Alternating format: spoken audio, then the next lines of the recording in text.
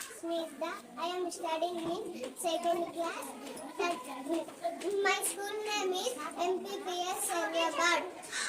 33 districts, names of Telangana.